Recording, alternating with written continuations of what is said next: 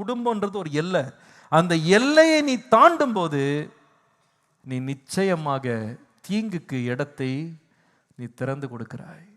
உன் எல்லைக்குள்ள இரு.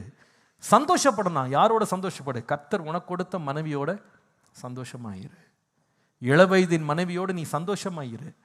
நீ கர்த்தர் உனக்கு கொடுத்த குடும்பத்தின் கட்டுப்பாட்டுக்குள்ள நீ இரு. அந்த எல்லையை தாண்டும் போது ஆபத்து ஆபத்து. அந்த திருப்தியோட இரு. பாருங்க, ஒவ்வொரு வயதுக்கு ஒவ்வொரு திருப்தி இருக்கு. அந்த திருப்தியில நீங்க இருக்கணும். அது வரைக்கும் தான் நீங்க சந்தோஷமா இருப்பீங்க. ஒரு சிறு பிள்ளையா இருந்தா கர்த்தர் உனக்கு கொடுத்த பெற்றோருக்கு நீ அடங்கிரு. அவங்க சொல்ற வார்த்தை கீழ்ப்படிந்துரு. வாலிப பிள்ளைகளா நீங்க எழும்புறீங்களா? எதுக்காக ஸ்கூலுக்கு போறோம், எதுக்காக காலேஜ் போறோம், படிக்க போறோம். அந்த படிப்புல அந்த இன்ட்ரெஸ்டோட நிறுத்திடுங்க. அதுக்கு மிஞ்சி நீங்க எல்லைகளை விரிக்கும் போது அது ரொம்ப வேதனையாக தான் வாழ்க்கையில் மாறுது இல்லையா? தேவையில்லாத பயங்கள், தேவையில்லாத பாரங்கள், தேவையில்லாத பிரச்சனைகளுக்குள்ள நாமே நம்ம காலை கொண்டு விடுறோம். இது எனக்கு போதும், இந்த சந்தோஷம் எனக்கு போதும்னு விட்டுட்டீங்கன்னா பிரச்சனையே இல்லை. This Joy is enough. ஃப்ரெண்ட்ஸோடு இருக்கிற சந்தோஷம் எனக்கு போதும், எனக்கு இந்த படிக்கிறதுல எனக்கு வர்ற சந்தோஷம் போதும்னு நின்றுட்டா பிரச்சனை கிடையாது. நிறைய பேர் ஆரம்பிக்கும் போது நல்லா தான் ஆரம்பிக்கிறாங்க. எவ்வளவு தேர்ந்தெடுத்து ஒரு சப்ஜெக்ட் எடுக்கிறாங்க, தேர்ந்தெடுத்து கல்லூரிகளை அவங்க வேணும்னு முரண்பிடிச்சு நிற்கிறாங்க. இதுதான் வேணும் அப்படின்னு எல்லாம் கிடைச்சிருது. ஆனால் கிடைச்ச கொஞ்ச நாளில் பார்த்தீங்கன்னா ஒழுங்காக தான் படிச்சுட்டு இருப்பாங்க. அதுக்கப்புறமா ஏதாவது ஒரு காரணம் சொல்லிட்டு அந்த எல்லை பிரேக் ஆகும். அந்த பவுண்டரிஸ் அவங்க பிரேக் பண்ணுவாங்க. பின்பு அவங்க லைஃப்பை பாருங்க, முகத்தை பார்த்தாலே they lose their joy,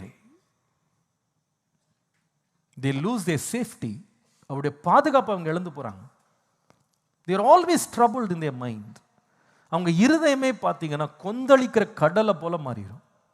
அவங்களால சரியா தூங்க முடியாது, சரியா படிக்க முடியாது, பரீட்சைகள் எழுத முடியாது, ஞாபகம் வைக்க முடியாது. எல்லா குழப்பங்களும் எங்கிருந்து வருதுன்னு கேட்டால் அந்த எல்லையை தாண்டும் போது தான். God has a boundary. தேவன் எல்லாவற்றையும் அதினதின் காலத்திலே நேர்த்தியாய் செய்திருக்கிறார். அந்த காலத்தின் எல்லையை நீங்க பிரேக் பண்ணும்போது பாருங்க, யூ பே வெரி டியர்லி. அதற்கு மிகப்பெரிய விலையை நீங்க கொடுக்க வேண்டியிருக்கும். நிறைய பேர் பார்த்தீங்கன்னா இந்த 17 வயது 18 வயதுல emotionally they are so drained, they are so broken, they have a broken heart. இருதயம் உடைந்தவர்களா இருப்பாங்க. ஏன்னு கேட்டீங்கன்னா அவங்க லைஃப்பை போய் கேளுங்க, சொல்லுவாங்க, I just cross that boundary. அந்த எல்லையை நான் கடந்தேன், ரொம்ப புண்பட்டுட்டேன், இருதயம் நொறுங்கி போயிட்டேன், தேவையில்லாத ஒரு ப்ராப்ளம்குள்ள என்னையே நான் கொண்டு போயிட்டேன். எப்பன்னு சொன்னா, you just cross the boundary. ஒன்றை மறந்துடாதீங்க, தயவு செய்து ஒன்று எல்லாரும் விளங்கி கொள்ளணும். All of us have to understand something. We cannot get everything. எல்லாவற்றையும் நம்மால் வாங்க முடியாது, எல்லாம் நமக்கு கிடைக்காது. எவ்வளோ பெரிய ஆளாக இருந்தால் கூட எல்லாம் கிடைக்காது. எல்லாத்துக்கும் ஒரு எல்லை இருக்கு. You cannot have everybody, you cannot get everything you like. நம்ம நினைக்கிறது, யோசிக்கிறது, ஆசைப்படுறது எல்லாமே எனக்கு வரணும்னா அப்படி எந்த மனுஷனும் பெறவே முடியாது இல்லையா? எல்லாத்துக்கும் ஒரு அளவு இருக்கு, ஒரு எல்லை இருக்கு. என்றைக்கு ஒரு மனுஷன் நான் நினைச்சதெல்லாம் நான் அனுபவிக்கணும்னு அவன் ஒரு எல்லைக்கு அவன் போயிட்டான் அப்படின்னா he is walking on danger zone. அன்றைக்கு அவனுக்கு மிகப்பெரிய ஆபத்து இருக்குன்றத மறந்துடக்கூடாது. Take care of your satisfaction index. Are you satisfied with what God has given you? கர்த்தர் உனக்கு கொடுத்ததுல திருப்தியா இருக்கீங்களா? Or are you going into somebody else's boundary? வேறு யாரோ ஒருவருடைய எல்லைக்குள்ள நீங்க கால் வச்சிட்டு இருக்கீங்களா? அதானே வேதம் சொல்லுதுங்க, பிறனுடைய பொருளை இச்சிக்காதப்பா, பிறனுடைய மனைவி இச்சிக்காத, பிறனுடைய வேலைக்காரி இச்சிக்காதப்பா, பிறனுடைய கழுதை எச்சரிக்காத. எதையுமே மற்றவன் உனக்கு எதுக்குப்பா, வேண்டாம், உனக்கு இருக்கிறது போதும்னு சொல்லு. அதுல தான் ஆசீர்வாதம். அநேக வெளியில சில வெளியில things can be offered to us. நமக்கு மற்றவர்களே கொடுக்குற மாதிரி கொடுப்பாங்க. ஆனா நமக்கு தெரியணும் எது என்னுடைய எல்லை, இதுக்கு மேல எனக்கு வேண்டான்னு சொல்லி சொல்றதுக்கு ஒரு தைரியம் நமக்கு இருக்கணும், மனத்தெளிவு நமக்கு இருக்கணும்.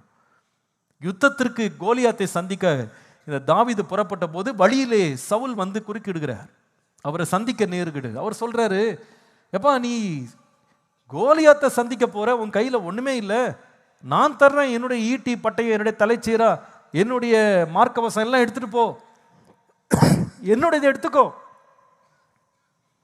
தாவீது வேணான்னு சொல்லிட்டார். அதுக்கு எனக்கு பழக்கம் இல்லை, அது வேண்டாம்.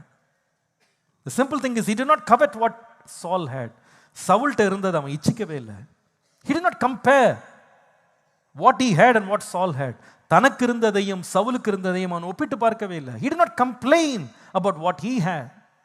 தனக்கு இருந்ததை குறித்து அவன் குறை சொல்லவும் இல்லை. நாம திருப்தியா இருக்கிறோமா இல்லையா அப்படின்றதுக்கு ஒரு நல்ல ஒரு டெஸ்ட் என்னன்னு சொன்னா, எதை பத்தி அது ரொம்ப கம்ப்ளைண்ட் பண்ணிட்டே இருக்கிறோமான்றதுதான் நல்ல டெஸ்ட். அது நம்ம மனைவியை பத்தி ரொம்ப குறை சொல்லிக்கிட்டே இருக்கிறோம்னா, பிரச்சனை மனைவிட்ட இருக்கலாம், நான் இல்லைன்னு சொல்லலை. But if you are constantly complaining about her, then you have lost your satisfaction index. நம்முடைய திருப்தியின் எல்லையை நாம் என்ன பண்ணிட்டோம், கடந்துட்டோம்னு அர்த்தம்.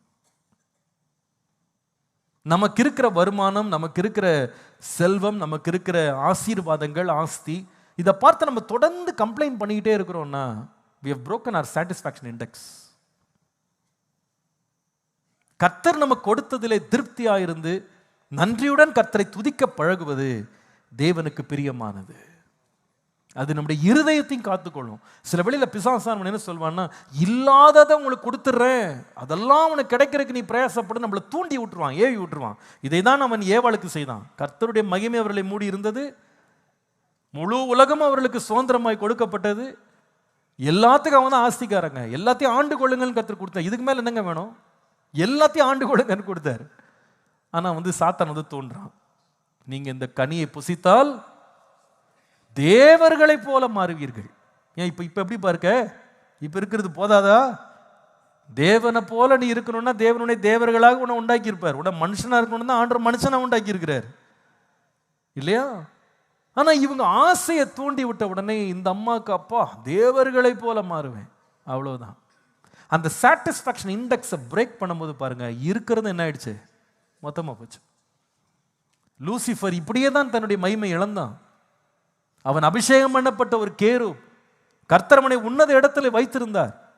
ஆனால் ஒரு நாள் அவனுடைய மன மேட்டிமை எழும்பி சொன்னான், நான் வானத்திற்கு ஏறுவேன், என்னுடைய சிங்காசனத்தை நான் தேவனுடைய ஸ்தானத்தில் வைப்பேன்னு கர்த்தருக்கு மேலே ஏறுறதுக்கு ட்ரை பண்ணாம பாருங்க, கர்த்தர் ஒரே தள்ளி போட்டார், அவ்வளோதான். அவன் இருந்த மகிமை அவனை விட்டு போய்விட்டது. நம்முடைய சாட்டிஸ்ஃபேக்ஷன் இண்டெக்ஸை பாருங்க, இது எவ்ரி டே அஃபேர். இது every day it is our problem. Every day we are forced to choose this. அநேக காரியங்கள் நமக்கு ஆஃபராக வரும். நமக்கு வரும்போது நம்ம கேட்கணும், why am I choosing this? Why should I do this? இதை நான் எதுக்கு நான் செய்யணும், இது எதுக்கு நான் தெரிந்தெடுக்கணும், எதற்கு இந்த பாதையில் போகணும், ஏன் இருக்கிறது எனக்கு போதாதா? இப்போ இருக்கிறதுல என்ன பிரச்சனை எனக்கு, நான் ஏன் இந்த தேவையில்லாத பார்வைக்கு நான் இடம் கொடுக்கணும், தேவையில்லாத சிந்தனைக்கு ஏன் நான் இடம் கொடுக்கணும், தேவையில்லாத ஆசை எனக்கு எதுக்கு? அந்த சாட்டிஸ்ஃபேக்ஷன் இண்டெக்ஸை நம்ம பிரேக் பண்ணாமல் காத்துக்கொள்ளும் போது பாருங்க, கர்த்தர் நமக்கு உண்மையாகவே நம்ம இருக்கிற இடங்களை ஆசீர்வதித்து செழிக்க பண்ணுவார். அல்லேலூயா. நம்மளுடைய ரிலேஷன்ஷிப்ஸ் கூட பாருங்க, நம்ம ஆஃபீஸில் கூட நமக்கு ஒரு சாட்டிஸ்ஃபேக்ஷன் இண்டெக்ஸ் இருக்கணும். கூட வேலை செய்ய வர்றவங்க அவங்களுக்கு என்ன பதவி கொடுத்துருக்காங்களோ, என்ன பதவி பட்டம் கொடுத்துருக்காங்களோ, என்ன வேலை கொடுத்துருக்காங்களோ, அந்த லெவலில் அவங்கள பார்க்கணும், அவ்வளோதான். அதற்கு மிஞ்சி நம்ம அவர்கள்ட்ட தொடர்பு கொள்ளணும், அவங்ககிட்ட பேசணும், அவங்ககிட்ட நம்ம பழகணும்னு கால் எடுத்து வைக்கும்போது you understand you are on danger zone. You are on danger zone. எதுக்காக வேலைக்கு போனேன், கொடுத்த வேலையை செஞ்சுட்டு பத்திரமா வீட்டுக்கு சேரணும், மாதம் ஆனால் சம்பளம் வாங்கி வீட்டாரை காப்பாற்றணும், இதுதான் நம்முடைய நோக்கம் இல்லையா? ஆனால் அந்த எல்லையை நம்ம ஆஃபீஸில் தாண்டும் போது you are going to be in danger zone. அது நிச்சயமாய் நம்மை ராத்திரி தூங்க விடாது, நிச்சயமாய் நம்முடைய எண்ணங்களை அது பரிசுத்தமாய் காக்காது. கர்த்தர் நமக்கு ஒரு சம்பளம் கொடுத்தாரா, ஒரு இடத்துல சம்பளம் நம்ம கேட்டு போனோம், சம்பளம் அது போதும். அதுக்கு மிஞ்சி வாங்கணும்னு கிம்பளம் வாங்க ஆரம்பிச்சா அதுக்கப்புறமா ஒரு நாள் என்ன வரும், ஆபத்து தான் வரும். அதற்கான விலையை ஒரு நாள் நம்ம என்ன பண்ணணும், கொடுக்கணும். வளர்ச்சி வளருது, கர்த்தர் நமக்கு ஒரு வளர்ச்சியை கொடுக்குறார், அதில் திருப்தியாக இருக்கணும், இது போதும். அதிவேகமாக வளர வேண்டும், வேகமாக கால் எடுத்து வைக்கும் போது someday you have to pay it very dearly for that. இல்லை, அந்த ரோட்டில் சிலர் எழுதி போட்டிருப்பாங்க, ஸ்பீட் த்ரில்ஸ் பட் கில்ஸ்ன்னு போட்டிருப்பாங்க. ஸ்பீட் ரொம்ப த்ரில்லிங்காக இருக்குமா, எல்லையை தாண்டும் போது அது ரொம்ப ருசிகரமாக தான் இருக்கும். திருட்டு தண்ணீர் எப்பவுமே எப்படி தான் இருக்கும், தித்திப்பாக இருக்கும் இல்லையா? அப்படி தான் பைபிளும் சொல்லுது.